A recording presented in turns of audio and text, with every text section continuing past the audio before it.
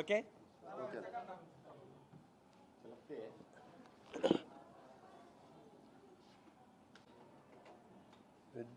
యువకులు ఈ క్రికెట్ విజయోత్సాహంతో జరిగినటువంటి సంబరాల్లో చనిపోయారు తొక్కిసాటితో.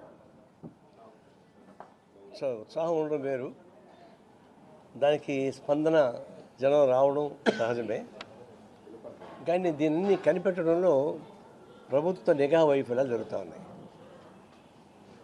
మొట్టమొదటి నేను వాళ్ళ సంతాపం తెలియజేస్తున్నా. దానిలో మరణించినటువంటి యువకులకి సిపిఐ తరఫున ప్రకార సంతాపం తెలియజేస్తూ శతఘాతులకు నేను సానుభూతిని తెలియజేస్తున్నాను. వాళ్ళు తగినటువంటి సహాయం చేయమని కోరుతా ఉన్నాను. ఇది గతంలో తిరుపతిలో జరిగింది, ఇప్పుడు ఇక్కడ జరిగింది. అంటే ఒక ఫంక్షన్స్ జరుగుతున్నప్పుడు నిఘా విభాగం ఏం చేస్తుంది? ఏ విజయోత్సవాల్లో లేదంటే ఏ ఫంక్షన్స్లో ఎలాంటి స్పందన ఉంటుందో అది కనిపెట్టడమే నిఘా విభాగంలో స్పెషాలిటీ. అది చేయకుండా పోతే నిఘా ఏముంది? మామూలు మేము ఊరికి మొదలు పెడితే ముందులో చెప్తారు, మాకు మీ వాళ్ళు ఎంతమంది వస్తారని చెప్తారు. ఎట్లా మీకు తెలుసు అంటే ప్రతి జిల్లాలో మండలం మా వాళ్ళు ఉన్నారు, వాళ్ళు ఎంక్వైరీ చేస్తున్నారు. దాని ప్రకారం అంటే మాకు తెలియనటువంటి ఉత్సాహం వాళ్ళు చెప్పేవాళ్ళు విషయాలు. అది నిఘా విభాగం అంటే. కానీ ఇప్పుడు నిఘా అట్లేదు. నిఘా విభాగం పాలక వర్గాల చుట్టూ తిరుగుతూ కూర్చుంటారు. అంతేగాని జనం స్పందన, దానిలో రియాక్షను, దాన్ని తీసుకోవాల్సిన జాగ్రత్తలు అది ఫెయిల్ అయిపోతున్నారు. ఆ విధంగా గతంలో తిరుపతి ఫెయిల్ అయింది, ఇప్పుడు బెంగళూరు ఫెయిల్ అయింది. ఈ విషయం జాగ్రత్త పడాల్సింది. చనిపోయిన సంతాపం చెప్పడం కాదు, చనిపోకుండా వాళ్ళు కాపాడుకోవడంలోనే ప్రత్యేకత. ఆ విషయంలో పాలక వర్గాలు ఫెయిల్ అవుతున్నాయి. I'm sorry for it. మొన్న చంద్రబాబు నాయుడు గారి ఇంటర్వ్యూ ఎన్డీటీవీలో ఇచ్చాడు. నేను పూర్తిగా చూశాను. బాగా డెప్త్ ఉంది, విజన్ ఉంది, దానికి సంబంధించినటువంటి హై టెక్నాలజీకి సంబంధించిన నాలెడ్జ్ ఉంది. ఇవన్నింటినీ బాగా చెప్పాడు. అయితే రాజకీయాలకు స్పందన లేకుండా ఉండదు. దానిలో ఆయన చెప్తూ కమ్యూనిస్ట్ పార్టీని కూడా నేను విభేదించాను అని అన్నాడు ఒక మాట. అది అవసరం లేదు అది. బట్ నేను కమ్యూనిస్ట్ పార్టీకి నేను దూరంగా ఉన్నానని చెప్పుకోవడానికి, లేదా మోడీ కనుసన్నల్లో మెలగడానికి చెప్పినట్టు కనిపించింది నాకు. అది ఇక్కడ నేను ఒకటి చెప్పాల్సింది ఏంటంటే, ఆయన రాజకీయ జీవితం మలుపు తిరిగినప్పుడు, ఎన్టీ రామారావుతో విభేదించి సొంత పార్టీ పెట్టినప్పుడు, అప్పటికి కమ్యూనిస్టులు కలిసి 34 మంది ఎమ్మెల్యేస్ ఉన్నాం. సిపిఐ సిపిఎం కలిసి మేము 19, 14 సిపిఎం 14, మొత్తానికి 34. మేము బేషరతుగా చంద్రబాబుని సపోర్ట్ చేశాం. ఆనాడు దాసరి నాగభూషణరావు గారు, కోటరాజ సత్యనారాయణ గారు సీనియర్ మోస్ట్ కమ్యూనిస్ట్ పార్టీ నాయకులు. వాళ్ళు అంటే ఎన్టీ రామారావు మీద మాకేం విభేదం లేదు. ఎన్టీ రామారావు మీద మంచి ఇదే ఉంది, ఆయన పాలసీస్ పైన అన్నిటిపైన సానుకూల వైఖరి ఉంది. కానీ రాజకీయ వచ్చేటప్పటికి ఒక సమస్య వచ్చింది. ఆయన పరిపాలనలో కొన్ని మార్పులు, గృహ చొరబాటు, ఫ్యామిలీ చొరవ, ఫ్యామిలీతో ఉండకుండా రాజకీయాల్లో కూడా జోక్యం పుచ్చుకోవడం, దీంతో రాజకీయాలు తిరోగమనం అయిపోయేటువంటి ప్రమాదం పసిగట్టిన చంద్రబాబు నాయుడు ఆయన సొంత పార్టీని కాపాడడానికి ఒక తిరుగుబాటు చేశాడు. అది ఆయన పదవి కోసం చేసి ఉండొచ్చు, రాజకీయాలు చేసి ఉండొచ్చు. కమ్యూనిస్ట్ పార్టీకి మేము ఈ రాష్ట్రాన్ని మన తిరోగమనం తీసుకెళ్లే ప్రమాదం ఉంది కాబట్టి జాగ్రత్తగా ఉందామని చెప్పే ఉద్దేశంతో మేము చంద్రబాబు నాయుడు తీసుకున్న వైఖరిని సపోర్ట్ చేశాము. ఆనాడు మేము సపోర్ట్ చేయకపోతే 34 మంది ఎమ్మెల్యేలు కలిసి ఎన్టీ రామారావుతో కలిసి ఉండుంటే అప్పుడు అంత ఈజీగా ఎన్టీ రామారావు పడిపోయాడు కాదు. అంటే మాకు ఎన్టీ రామారావు కోపం కాదు కదా, పాలసీలో ప్రాబ్లమ్స్ వచ్చినాయి కాబట్టి మేము తీసుకున్నాం. అప్పుడు కమ్యూనిస్ట్ పార్టీ ప్రమేయం లేకుండా, కమ్యూనిస్ట్ పార్టీ సపోర్ట్ లేకుండా వ్యవసాయ హోటల్ మీ క్యాంపు సక్సెస్ అయ్యి ఉండేదా? ఆ మాత్రం గుర్తుంచుకోవాలి కదా అని. గుర్తుంచుకొని మాకేం సహాయం చేయమని మేమేం కోరలే. మేము ఆపత్కాలంలో ఎవరు సపోర్ట్ చేశారో వాళ్ళ పేరు చెప్పకపోగా కమ్యూనిస్ట్కి నేను వ్యతిరేకించాలని చెప్పేసి అని చెప్పడం అంటే నాకు అర్థమైంది ఆయన 4 గురించి చెప్పుకుంటాడు, నా గురించి చెప్పే అవకాశం లేదు. ఇప్పుడున్న పరిస్థితిలో మోడీకి అమిత్ షాకి దగ్గరగా ఉండాలి, కమ్యూనిజం దూరంగా పెడుతున్నాను అని చెప్పడానికి ఒక ఏమంటారు దాన్ని, అన్నేచురల్ కృత్యమైనటువంటి అంటదా. ఐ ఫెల్ట్ బ్యాడ్ ఆ విధంగా చెప్పడం అనేది కరెక్ట్గా అనిపిస్తుంది. కానీ నక్సలైట్కి ఒక బేస్ ఉంది, అంటే వాళ్ళ కార్యాచరణపైన మేము విభేదిస్తున్నాం, వాళ్ళ కార్యాచరణ మేము కూడా ఆమోదించడం లేదు. దానికి ఒక బేస్ ఉంది, ఆర్థిక సాంఘిక సామాజిక సమస్యలపైన ఒక స్పష్టమైన వైఖరి ఉంది. దాన్ని ఓడించాలంటే ఈ భారతదేశంలో నీకు ఉద్యోగ సమస్య పరిష్కారం చేస్తాను, ధరలు తగ్గిస్తాను, అందరికీ కావాల్సిన ఇంటిని కల్పిస్తాము అని కనీస ప్రజలకు సంబంధించిన రక్షణ, గిరిజనుల రక్షణ కల్పిస్తే నాకు మీద పెద్ద ప్రాబ్లం ఉండదు. అది చెప్పడం లేదు. ఈ ఇష్యూ కోసం కొట్లాడే వాళ్ళని చంపేస్తూ ఉన్నారు తప్పితే ఈ సమస్యల్ని పరిష్కారం చేస్తామని చెప్పడం లేదు. ఇప్పుడు ప్రకటించమని చెప్పండి, నక్సల్ ఫ్రీ స్టేట్ బదులు unemployment free state, poverty free, దారిద్ర్యం లేకుండా చేస్తాం, నిరుద్యోగం లేకుండా చేస్తాం, ధరలు పెరగకుండా చేస్తాం, సాంఘిక సమస్యలను పరిష్కరిస్తాం, గిరిజనులను దళితులను కాపాడుతాం చెప్పాడు ఒక మాట. అది చెప్పడం లేదు. దీనికోసం ఫైట్ చేసే వాళ్ళని చంపేస్తూ ఉంటున్నారు. ఇది సాధ్యం కాని మాట. ఇది ఒక విధంగా రాజకీయేతరులు మాట్లాడేటువంటి చెంబల్ వారి డకాయిట్స్ మాట్లాడే మాట. అది ఎన్నికైన ప్రభుత్వం మాట్లాడే మాట కాదు. పోనీ ఇప్పుడు టెర్రరిస్ట్ పైన వాళ్ళు మీ ఇదేంటి సీల్తో ఛాన్స్ చేస్తే మేము చేయమన్నారు. వాళ్ళు అడిగినా కూడా మేము అన్ని రాజకీయ పార్టీలు చెప్తా ఉన్నాం. మన 16 రాజకీయ పార్టీలు లెటర్ కూడా రాశాం, నక్సలైట్లు కూడా లెటర్ రాశారు, మేము శాంతి చర్చలకి సిద్ధమని. మీరు తిరస్కరిస్తున్నారు. టెర్రరిస్టుల మాట్లాడడానికి సిద్ధపడుతున్నారు. టెర్రరిస్టుల మాట్లాడడానికి సిద్ధపడుతూ దాన్ని దేనికి ఉపయోగించుకుంటున్నారు. ఇక్కడేమో నక్సలైట్స్ని లేపేసాము, టెర్రరిస్టులు లేపేసామని మోడీ చాలా ఆనందంగా సంతోషపడ్డాడు ఆ రోజు కేసులను చంపినప్పుడు, నంబాన్ని చంపినప్పుడు వాళ్ళకి. అయితే మళ్ళీ బీహార్కి పోయామన్నాడు. నెక్స్ట్ డే ఇంకా కొనసాగిస్తూ ఉన్నాం వాళ్ళ టెర్రరిజాన్ని అనడానికి, ఇంకా మా ప్రయత్నాలు సాగుతూ ఉన్నాయి అని చెప్తున్నాడు.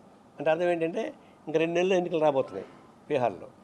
అంటే ఎన్నికలు బీహార్ జరిగేంత వరకు మేము దీన్ని కొనసాగిస్తామని చెప్పడం. టెర్రరిజం బుసు చూపిస్తున్నది, ఓట్లు రాబట్టుకోవాలి. అంటే కొంత పర్సెంట్ కాంట్రాక్టర్సే పెట్టుకుంటారు, కొంత పర్సెంట్ లోన్ చేస్తాం, కొంత పర్సెంట్ కేంద్రం ఇస్తుంది, కొంత పర్సెంట్ ఇంకేదో చేస్తాం. ఇది హైవే బిల్ట్ ఆపరేట్ ఉంది కదా, ఆ ప్రకారం చేస్తామని. అంటే ప్రభుత్వం గ్రిప్లో నీళ్లు ఉండాలి, కాంట్రాక్టర్ల గ్రిప్లో నీళ్లు ఉండకూడదు. రోడ్లు ఉంటే పర్వాలేదు, కానీ ఇరిగేషన్కి సంబంధించింది కాంట్రాక్ట్ దిగులో ఉండకూడదు.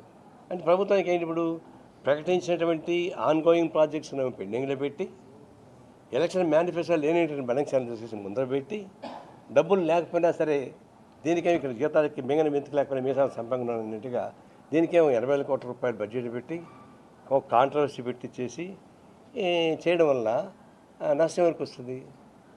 అందువల్ల ఎప్పుడైతే చెప్పని హిడెన్ ఎజెండా బయటకు వస్తుందో అనేక పద్ధతుల్లో అనుమానాలు వస్తాయి గవర్నమెంట్ పైన.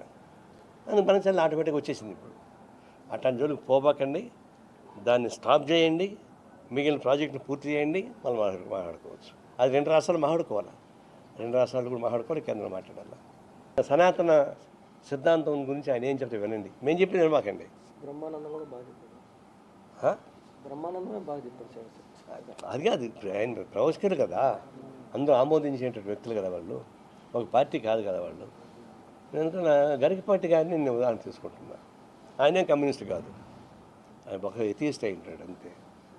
ఆయనతో నేర్చుకోండి, సనాతనం అంటే ఏంటో, దాని ప్రభావం ఏంటో, దాని ప్రాబల్యం ఏంటో, దాని ప్రమాదం ఏంటో తెలుసుకోండి.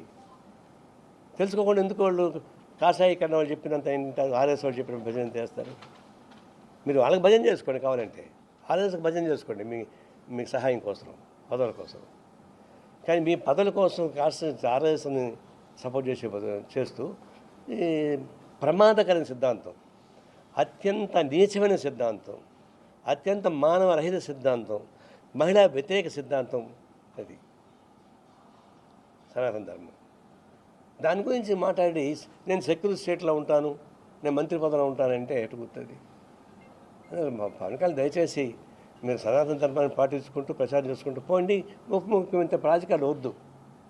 అటు చేసేవాళ్ళు ఉన్నారు కదా, చాలా మంది సన్యాసులు చేస్తున్నారు కదా, వాళ్ళతో పాటు నువ్వు కూడా పో. డ్రెస్ వేసుకుంటే సరిపోదండి. చెగవరి డ్రెస్ వేసుకుంటే విప్లవాలు మాట్లాడడం, కాషాయ డ్రెస్ వేసుకుంటే సనాతన ధర్మాన్ని మాట్లాడమా? అది అట్టుకుతుంది. మనిషి ఒకటే కదా, డ్రెస్ మారితే పాలసీ మారిపోతుందా? చెగవరి సిద్ధాంతం వస్తే విప్లవాలు వస్తాయా? కాషాయ డ్రెస్ వేసుకుంటే సనాతన ధర్మం వస్తుందా? ఇదేంటిది మోసన వెళ్ళే రాజకీయాలు? కాబట్టి రాజకీయాలు కలుషితం చేయబాకండి. నిజంగా మీకు కమిట్మెంట్ ఉండి ఈ సనాతన ధర్మాన్ని ప్రచారం చేసుకుంటే చేయొచ్చు. మీ భావ వ్యక్తీకరణ నేనే వ్యతిరేకించడం లేదు. అది మీరు దీనిలో ఉండబాకండి, రూలింగ్లో ఉండబాకండి. కాషాయ డ్రెస్ వేసుకొని తిరగండి, అన్ని దేశాలు తిరుగుకొని తిరగండి, అన్ని రాష్ట్రాలు తిరుగుకొని తిరగండి. అంతేగాని రాజకీయాలు ఒక జోబులో పెట్టుకొని ప్రమాదకరమైనటువంటి ఒక సిద్ధాంతం ఇంకొక జోబులో పెట్టుకొని తిరగడం అనేది సమాజానికి మంచిది కాదు, ప్రజలకు మంచిది కాదు, మీకు కూడా మంచిది కాదు. ఎందుకంటే మీకు ఇంకా భవిష్యత్తు ఉంది. దాని జోలికి పోవద్దని కోరుతా ఉన్నాను.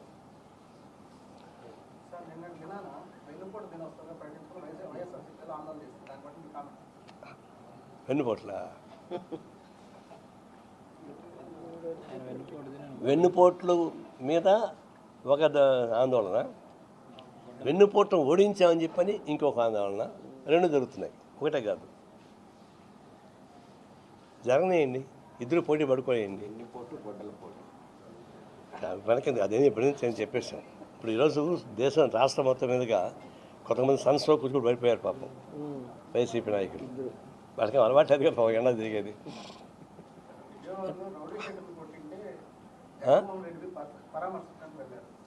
ఇది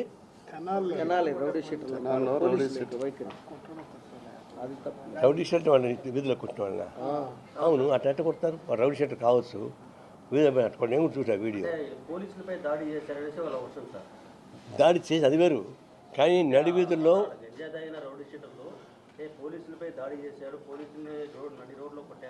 ఆ కొట్టిన ఆ వీడియో ఉందా? వాళ్ళు కొట్టిన వీడియో ఉందా? పోలీసుల్ని రౌడీ షీటర్లు కొట్టిన వీడియో ఉందా? కానీ పోలీసులు వాళ్ళని కొట్టిన వీడియో ఉంది. వాళ్ళు రౌడీ షీటర్స్ అనేంత మాత్రాన వీధిలో పెట్టి కొడతారా? ఎందుకు లాంటి ఆర్డర్ ఏముంది? ఇంక పోలీస్ స్టేషన్ ఎందుకు, కోర్టులు ఎందుకు? అటు కొట్టుకుంటూ పోవచ్చుగా ఇష్టం వచ్చినట్టుగా. వాళ్ళు రౌడీ షీటర్లు కావచ్చు, కానీ ఆ విధంగా నడివీధులు పెట్టి 10 మందికి ఎగ్జిబిషన్ పెట్టి కొట్టడం మొదలు పెడితే అది గవర్నమెంట్ అవుతుంది. అది ఫ్రాక్చర్స్లో అవుతుంది. ఫ్రాక్చర్స్ చేస్తారు ఆ పని, లోపల కొడతారు. మీది ఫ్రాక్చర్స్ కాదు కదా. వాడు ఎంత విధంగా కావచ్చు, కానీ ప్రభుత్వంకి వచ్చేకాడికి దానికి ఒక నియమ నిబంధనలు ఉన్నాయి. ఆ విధంగా రోడ్ షోలో కొట్టుకోవడం మొదలు పెడితే ఇంకా బలం ఉండే రోడ్ షోలో కొడతా ఉంటాడు. అందువల్ల వాడు వీధి రౌడీలు కావచ్చు, ఎవరు కావచ్చు, కానీ పోలీసులు చేసిన పద్ధతి మాత్రం కరెక్ట్ కాదు. మేము తీవ్రంగా ఖండిస్తున్నాం. వాళ్ళకు మీకు చట్టాలు ఉన్నాయి. పోలీస్ స్టేషన్ తీసుకోవచ్చు, అరెస్ట్ చేయొచ్చు, జైల్లో పెట్టచ్చు. ఇప్పుడు వంశం జైల్లో పెట్టలేదా? ఇంకొకరిని జైల్లో పెట్టి ఇంకొక ఆయన పెట్టి ఆయన పేరేంటి, నెల్లూరు గోధుమ జైల్లో పెట్టలేదా? మరి పెద్ద పెద్దోళ్ళని జైల్లో పెడతారు కదా, మరి వీళ్ళు జైల్లో పెట్టడానికి ఏమైంది? అందుకని బహిరంగ పశు ప్రదర్శన చేయడం ఏముంటుంది జగన్ కట్టిస్తాం. జగన్మోహన్ రెడ్డి పోయి జగన్మోహన్ రెడ్డి పోయి పరామర్శించింది రాజకీయం. అది మేము మాట్లాడే చట్టబద్ధత మాట్లాడుతున్నాం. ఎవరైనా సరే ఆ విధంగా అంటే ఇప్పుడు కొంతమంది ఆడవాళ్ళని చీరలు ఇప్పి ఓడదీస్తే ఊరేగిస్తుంటారు. అదేమిటి వ్యభిచారం చేస్తుంటారు. అంటే వ్యభిచారం చేస్తే ఊరేగిస్తావా? అది మగవాళ్ళు వ్యభిచారం చేస్తే బట్టలు విస్తరిస్తావా? చేస్తారా? ఎటు పోతుంది? అందువల్ల పోలీసుకు వచ్చేకాడికి మీకు నిబంధనలు వేరే ఉన్నాయి, మీకు చట్టాలు ఎదుర్కొన్నాయి. ఆ చట్టాల ప్రకారం పరిష్కారం చేసుకోవాలి తప్ప చట్టాన్ని చేతులు తీసుకుంటే ఎవరు తప్పే. అది పోలీసులు తీసుకున్న తప్పే, మేము తీసుకున్న తప్పే.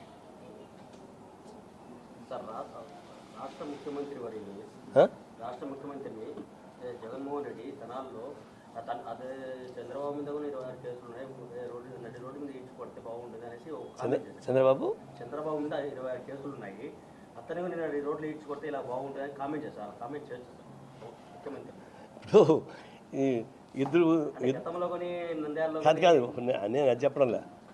ఇప్పుడు పోటీ ఎట్లా జరుగుతుందంటే, గతంలో నువ్వు ఇట్లా మాట్లాడినావు కాబట్టి నేను అట్లా మాట్లాడతాను, గతంలో నువ్వు ఇటు తిట్టావు కాబట్టి నేను ఇటు తిడతాను అని చెప్పేసి అని పోటీ అనేది ఎవరికి మంచిది కాదు. అది చంద్రబాబు నాయుడికి మంచిది కాదు, జగన్మోహన్ రెడ్డికి మంచిది కాదు. జగన్మోహన్ రెడ్డి అప్పుడు మమ్మల్ని కొట్టాడు కాబట్టి మేము ఇట్లా కొడతామని చెప్పేసి టీడీపీ అనుకుంటే అది కరెక్ట్ కాదు.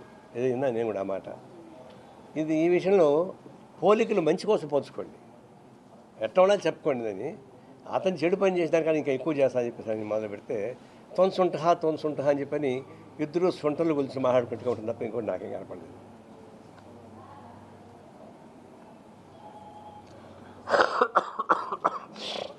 Thank you. మీ మహాసభలు ఏమైనా ఉంటే చెప్తున్నా. 11 ఎమ్మెల్యేలు ఇచ్చారు వైసీపీకి. 11 మంది ఎమ్మెల్యేలు ఇచ్చారు వైసీపీకి ప్రజలు. మాట ముందు జగన్మోహన్ రెడ్డి బెంగళూరు వెళ్ళిపోతాం. 20 వెళ్ళిపోయారు. నిన్న పరామర్శ 20 బెంగళూరు. అట్టంటే 40% ఓట్లు వచ్చాయి వాళ్ళు కూడా. వైసీపీకి 40% ఓట్లు వచ్చాయిగా, మరి దాన్ని గుర్తుంచుకోండి. అంటే ఆ ప్రకారం ఆయన మెలగలేదని చెప్పండి, ఒప్పుకుంటా. 40% ఓట్లు వచ్చిన జగన్మోహన్ రెడ్డి బెంగళూరుపై కూర్చోండి కరెక్ట్ కాదు. మాటైతే కొంచెం బెంగళూరు కూర్చుంటే అదే విడిది. అదేమన్నా కేసీఆర్ ఏమో ఫామ్ హౌస్లో కూర్చుంటాడు, ఈయనేమో బెంగళూరులో కూర్చుంటాడు. 40% ఓట్లు వేసి జనం ఏమవుతారు?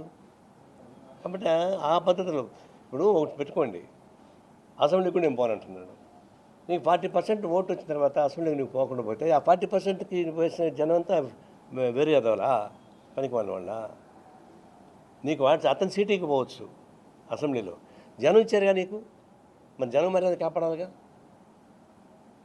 అసెంబ్లీలో వాళ్ళకి ఒక లెక్క ఉంది, ఆ లెక్క ప్రకారం మా గ్రూప్ ఎంత ఉంటే మేము ఎంత ఉంటుంది. ఆ రూల్స్ అవి వాళ్ళు సొంతంగా చేసేది కాదు. అక్కడ నువ్వు అసెంబ్లీలో పోయి కొట్లాడాల్సింది వదిలిపెట్టి 40% ఓటు వచ్చినటువంటి మీరు 40% జనాల్ని వెర్రివదం చేసి బెంగళూరుకు కూర్చోవడం మంచిది కాదు నా ఉద్దేశం. కరోనా కేసులు పెరుగుతుంది. ఒక సంవత్సరం కళ్ళు మూసుకుందాం అయిపోయింది. ఇంకా 4 సంవత్సరాలు కళ్ళు మూసుకుంటాం. ఈ గవర్నమెంట్ పడిపోతుంది. 175 కళ్ళు ఎందుకు మూసుకుంటాను? సంవత్సరం కళ్ళు మూసుకోలేదు జనం, 4 ఏళ్ళు కళ్ళు మూసుకోరు. ఒకవేళ పాలకవర్గ కళ్ళు మూసుకున్నా జనం ఊరుకోరు. ఇప్పటికే మొదలుపెట్టారు, వస్తూ ఉన్నాయి. పార్టీ లోపల వస్తున్నాయి, పార్టీ బయట వస్తున్నాయి, ఆందోళన జరుగుతూ ఉన్నాయి. కాబట్టి ఇదేదో కాలం గడుపుకుంటూ పోవడం కుదరదు. పద్దాక పాత వాళ్ళు తిట్టుకుంటూ కూర్చుంటూ కూడా కుదరదు. ఇప్పుడు ప్రజల్ని సంతృప్తిపరిచేటువంటి మార్గం ఎత్తుక్కోవాలి. మీ ప్రభుత్వానికి వేసిన ఓట్లు మీ సొంత క్యాడరు, టీడీపీలో మీ సొంత క్యాడర్ మీ సంతృప్తిపరచడం ముందర, ఆ తర్వాత దేవుడుగా మీ వాళ్ళే అసంతృప్తికి గురవుతారు కదా. అట్లాంటప్పుడు మీరు ప్రజల్ని ఎట్లా చేస్తారు? అనేక సమస్యలు ఉన్నాయి, అనేక సమస్యలు మీరు చెప్తా కూడా నేను చెప్పలేను, ఎందుకంటే రాష్ట్ర సమస్యలు వీళ్ళు మాట్లాడుకుంటారు, దాని జోలికి పోదలుచుకోలేదు. కానీ అసంతృప్తి ఎందుకు వచ్చింది చెప్పండి. అసంతృప్తి జగన్మోహన్ ప్రేమ నుండి వచ్చిందా? చంద్రబాబు ప్రేమ నుండి ఓట్లు వేశారు కదా, మీరు ప్రకటించిందే కదా. మీరు ప్రకటించిన దాన్ని అమలుపరచమని చెప్తున్నారు, కొత్తగా ఏం చెప్పడం లేదు కదా. మరి ప్రకటించని ఏ ప్రాజెక్ట్ ఎందుకు పోతున్నారు? ఏం ప్రాజెక్ట్? పోలవరం కాదు, బనకచర్ల. మీరు మీ ఎజెండాలో బనకచర్ల లేదు, మేనిఫెస్టోలో బనకచర్ల కాదండి. ఇందాక నేను చెప్పాను కదా.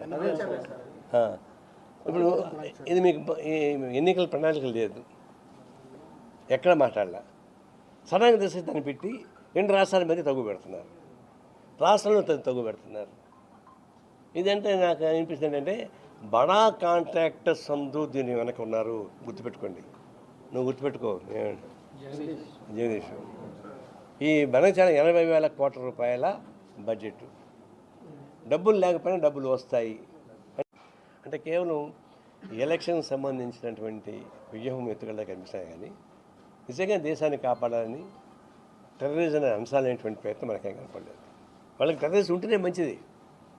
అంటే ఈ సామాజిక మార్పుకు ఉపయోగపడేవాళ్ళు కాదు, సామాజిక మార్పుకు ఉపయోగపడేవాళ్ళు నాకు తెలుసు. కానీ వామపక్ష సిద్ధాంతాలు సమాజాన్ని మార్చలేకుండా వెనక్కి కొట్టేది టెర్రరిజం, అరాజకీయం.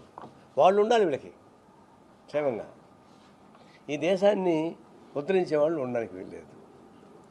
ఇది ఒక సమస్యగా మారిపోయింది.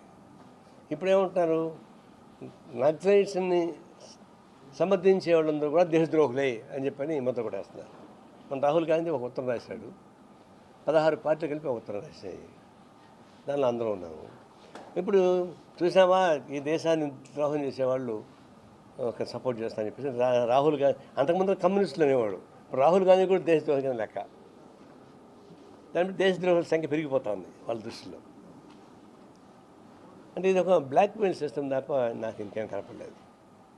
అసలు దేశాన్ని ఎట్లా కాపాడాలి, ఎట్లా సమైక్యంగా ఉంచాలి అనేటువంటి సమస్య కాకుండా మేమే ఎట్లా ఉండాలి, మిగతా ఎట్లా పోవాలి అనేటువంటి దురుద్దేశంతో జరుగుతున్నటువంటి పుట్ట తప్ప నాకేం కనపడలేదు. ఇంకొక వైపునే ట్రంప్ అనేక రకాల ఇబ్బంది పెడుతున్నాడు మన విద్యార్థుల్ని, ఆడ పనిచేసే ఉద్యోగస్తుల్ని. రోజుకు ఒక జీవో ఇచ్చి ఇబ్బంది పెడుతున్నాడు. మెంటల్ టెన్షన్, టార్చర్ భరించలేకపోతున్నారు. ఎప్పుడేమొస్తుందో తెలియదు, ఎప్పుడు ఏ విషయాలు రద్దు చేస్తారో తెలియదు, ఎప్పుడు ఏ గ్రీన్ కార్డు బయట పోమంటారో తెలియదు. డబ్బులు ఇళ్ళకి పంపించాలంటే దానికి ఆన్సర్ పెట్టేస్తున్నారు. అసలు వాళ్ళకి మనశ్శాంతి అక్కడ పరిస్తున్నారు. ఫ్రీడమ్ కూడా లేదు. బేగరా ఒక అమ్మాయి టాప్ యూనివర్సిటీలో ఆమె టాప్ ర్యాంక్, గ్రాడ్యుయేషన్ తరపుగా అని చెప్పింది, గాజాని మొత్తం చంపేస్తున్నారు వీళ్ళు, ఖాళీ చేస్తారు, అన్యాయం చెప్పింది. As a human being she reacted. I congratulate. ఆమె స్వాగతం పలుకుతున్నాం మేఘనాని, మన తెలుగమ్మాయ. ఇప్పుడు ఆమె నేను గ్రాడ్యుయేషన్ నుంచి డిపార్ట్ చేశారు. ఇప్పుడు ఆమెకి ఎక్కడ అమెరికాలో ఎవరు ఉద్యోగం ఉండరు, ఆ బ్లాక్ చేసే పెట్టేస్తున్నారు. అంటే ఫ్రీడమ్ ఆఫ్ స్పీచ్ లేదు ఆడ. తర్వాత మన దేశం పైన అనేక ఆన్సర్లు తీస్తూ ఉన్నాడు ట్రంప్. ఒక్క మాట అంటే ఒక మాట మాట్లాడచ్చు కదా మన మోడీ. ఇంత పెద్ద భారతదేశం, ప్రపంచంలో పెద్ద దేశం మంది. అంతకుముందు చైనా తర్వాత ముందు, ఇప్పుడు చైనా కన్నా మనమేం పెద్ద దేశం. ఒక్క మాట మాట్లాడారా, మా దేశానికి అన్యాయం జరుగుతూ ఉంది అని చెప్పేసి అని ఆర్థికంగా ఇబ్బంది పెడుతున్నాడు, వ్యాపారపరంగా ఇబ్బంది పెడుతున్నాడు, ఉద్యోగాలు చేస్తున్న వాళ్ళని ఇబ్బంది పెడుతున్నాడు, ఇప్పుడు స్టూడెంట్స్ ఉండే వాళ్ళని ఇబ్బంది పెడుతున్నాడు. ఇన్ని రకాలుగా టార్చర్ అనిపిస్తున్నట్టు మన భారతీయులను రక్షించడానికి ప్రధానమంత్రి ఫోన్ కూడా ఒక మాట కూడా చెప్పడా, దాని జోలికి ఎందుకు పోడు? ట్రంప్ని చూస్తే అంత భయమా? అంత భయపడేవాడు మన భారతదేశం ప్రధానమంత్రిగా ఉంటాడా? ఎప్పుడు ఇంతవరకు లేదే. ఇది అంతర్జాతీయ స్థాయిలో మన తలవంపులు, జాతీయ స్థాయిలో నియంత్రణతో పోకడం వల్ల మేమే ఉండాలి, మీకంతా పోవాలి, మమ్మల్ని ఎదిరించడం చెప్పేసి అనేటువంటి వైఖరి, ఈ రెండు వైఖరి తీసుకున్నారు. ఇది చాలా ప్రమాదం. అంతిమంగా జరుగుతుంది. ఇప్పుడు ఒక చర్చ వస్తూ ఉంది అటు తెలంగాణలోను ఆంధ్రాలోను నీటి ప్రాజెక్టుల పైన. గతంలో పోలవరం పైన రగడ జరిగేది, మొత్తానికి సమస్య పరిష్కారం అయింది. ఇప్పుడు ఆంధ్ర తెలంగాణలో గొడవలు లేవు, అంతకుముందు ఉండింది. పోలవరం కట్టకూడదని చెప్పేసి అనే ఒక వాదన, పోలవరం కట్టాలంటే ఒక వాదన, అది దాని తీవ్రంగా ఉండింది. అప్పుడు కమ్యూనిస్ట్ పార్టీ ఒకటి చెప్పింది, తెలంగాణలో ఇక్కడ కూడా పోలవరం ఉండాల్సిందే, కట్టాల్సిందే. తెలంగాణలో పోలవరం మీద వ్యతిరేకత ఉన్నా పోలవరం పైన కమ్యూనిస్ట్ పార్టీ నిలబడింది, సిపిఐ ఒకటి నిలబడింది, ఇంకొక పార్టీ నిలబడలేదు. పోలవరం ఉండాల్సిందని చెప్పేసి సరే పరిష్కారం అయింది. అప్పుడు సమస్య వచ్చింది ఎక్కడ వచ్చిందంటే వైఎస్ రాజశేఖర్ వచ్చినప్పుడు వచ్చింది. వైఎస్ రాజశేఖర్ ప్రాజెక్టులు పోలవరం పైన చాలా ఇంపార్టెంట్ ప్రాముఖ్యత ప్లే చేశాడు. చంద్రబాబు నాయుడికి